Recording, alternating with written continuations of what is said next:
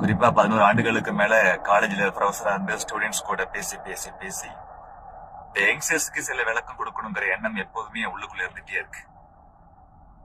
விஜய் அவர்கள் மேல ஒரு மிகப்பெரிய விமர்சனம் உண்டு.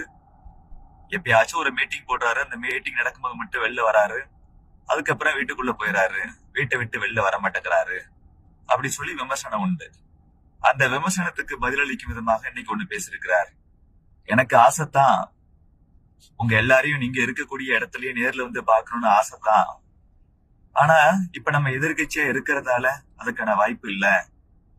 நாம ஆட்சி அமைச்ச அப்புறம் உங்க எல்லாரையும் ஒவ்வொரு கிராமமா வந்து உங்க கிராமத்திலேயே உங்களை சந்திக்கிறேன் அப்படின்னு பேசியிருக்காரு.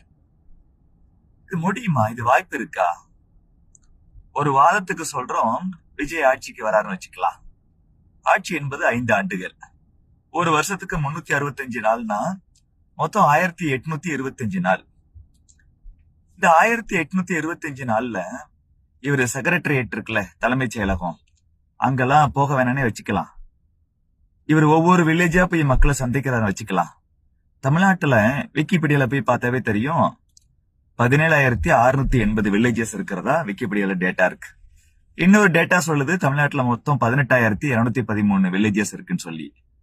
சோ ஏறத்தாழ 18,000 வில்லேஜஸ் இருக்கிறதா நம்ம எடுத்துக்கலாம். ஆனா ஆட்சி என்பது 1825 நாள் தான், 5 வருஷம் வச்சுக்கிட்டா. இந்த 1800 நாள்ல 18,000 கிராமம் அப்படின்னா ஒரு நாளைக்கு 10 கிராமம் போகணும். 10 கிராமம் போய் அந்த கிராமத்தில் உள்ள மக்கள் எல்லாம் சந்திச்சு பேசணும். ஒரு முதலமைச்சர் ஒரு நாளைக்கு 10 கிராமம் போக முடியுமா? அந்த கிராமத்து மக்களை சந்திச்சு பேச முடியுமா? இன்னைக்கு வேலூர் மீட்டிங்லயே ஒரு 1/2 மணி நேரம் பேசியிருக்கிறார். இவர் ஒவ்வொரு கிராமத்துக்கு போயிட்டு கிராமத்து மக்களுக்கு ஒரு 1/2 மணி நேரம் டைம் கொடுத்து பேசுறதா வச்சுக்கலாம். ஒரு கிராமத்துக்கு 1/2 மணி நேரம்னா 10 கிராமத்துக்கும் 5 மணி நேரம் ஆயிடுது. 5 மணி நேரம் இவர் பேசணும். அப்புறம் சென்னையில இருந்து கிளம்பி போகணும். இல்ல அந்த கிராமத்துக்கு பக்கத்துல என்ன வந்துட்டு ஒரு சிட்டி இருக்குதோ அங்க ஒரு ஹோட்டல்ல தங்கணும். இப்படி வேற எந்த வேலையுமே பார்க்காம கிராமமா போய் மக்களை சந்திக்கிறது மட்டுமே வேலையா வச்சுக்கிட்டா கூட ஒரு நாளைக்கு 10 கிராமம்லாம் போகவே முடியாது. வாய்ப்பே கிடையாது.